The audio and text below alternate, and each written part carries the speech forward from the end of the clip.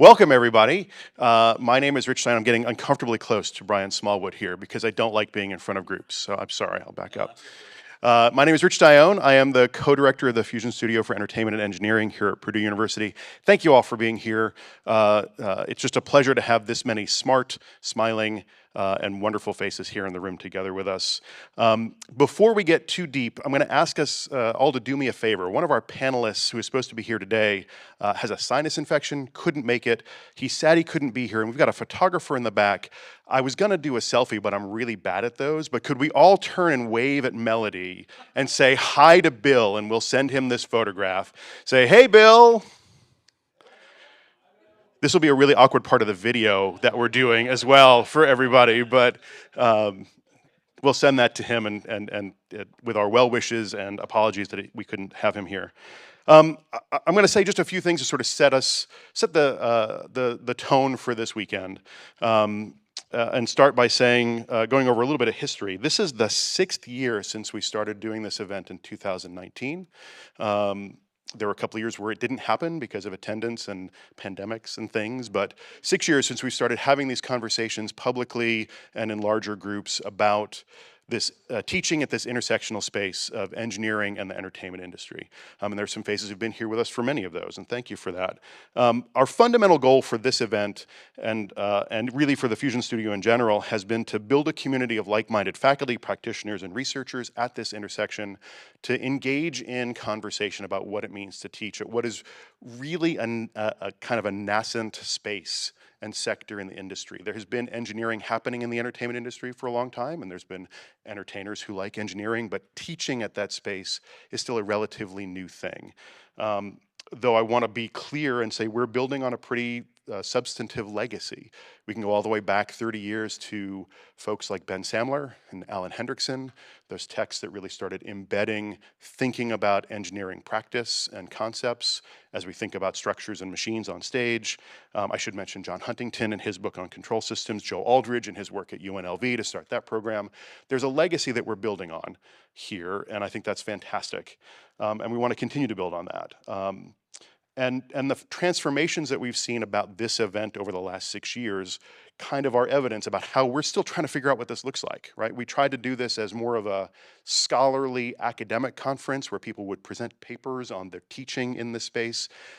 We didn't get a lot of submissions because not a lot of people have figured out what they're doing yet enough that they want to submit a paper and say, look, I want to talk about what I'm doing. I'm still trying to figure it out.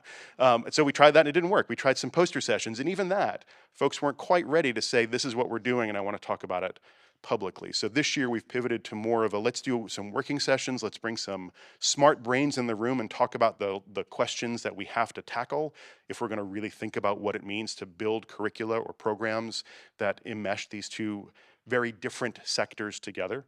And so we'll see how that works, and maybe it will, and we'll do it again, or we'll do something else next year. But I'm glad that you're here to be a part of it as we collectively figure out what it means.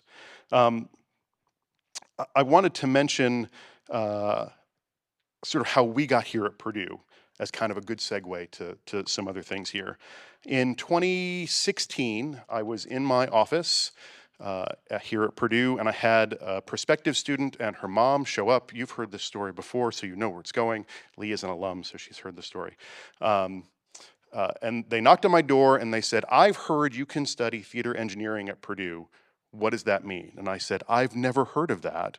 I don't know what that means, but I bet we can figure it out. And then I had another student show up a year later and say the same thing. I heard you can study theater engineering at Purdue. I know, I made the same face. Like, where do you keep hearing this?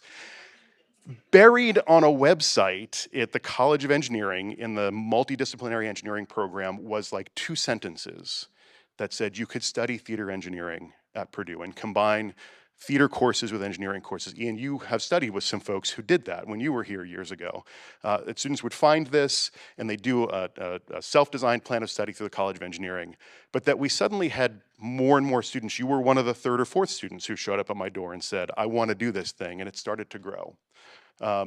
and that's where we are. We've gotten to a place where we've grown from 1 or 2 students at Purdue to more students at Purdue to places like Carnegie Mellon trying to do this kind of work, to UNLV doing more of this work, to University of Connecticut doing this work.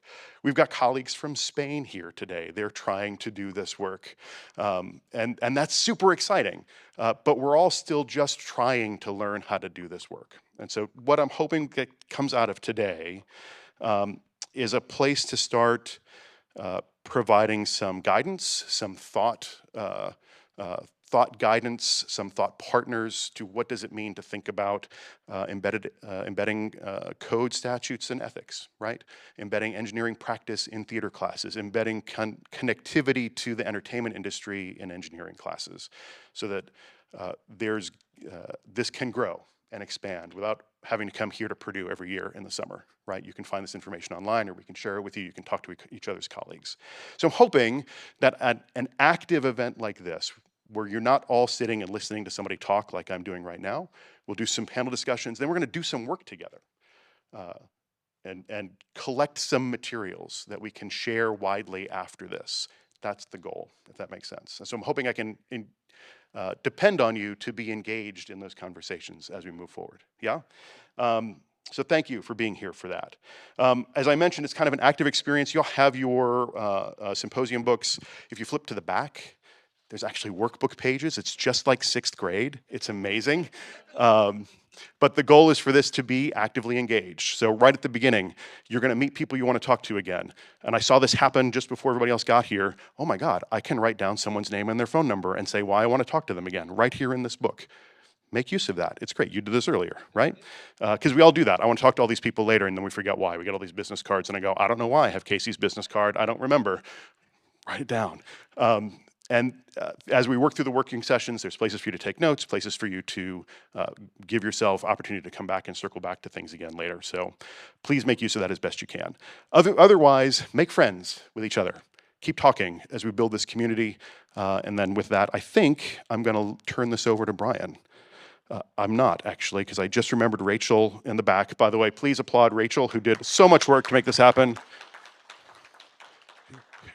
She stopped me and said, make sure you tell people there are drinks in the room across the way, and I didn't do that. So there are drinks in the room across the way if you need a beverage as this moves along. All right?